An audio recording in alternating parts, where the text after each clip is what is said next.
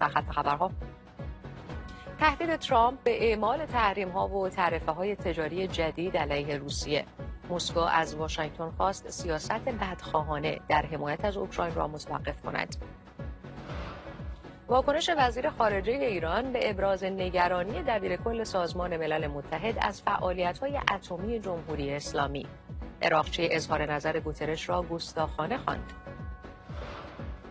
موج جدید برخورد با فعالان مدنی در استان خوزستان همزمان با سفر مسعود پزشکیان.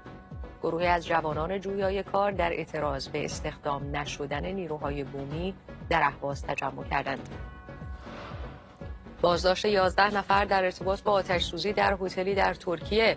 وزارت دادگستری ترکیه از تشخیص هویت 78 جانباخته این آتش‌سوزی خبر داد. همچنین در ادامه این بخش خبری، پس از انتقادهای قهرمان بازی‌های آسیایی به فدراسیون دو میدانی، حسین رسولی به 3 ماه محرومیت قطعی و 2 سال تعلیقی محکوم شد.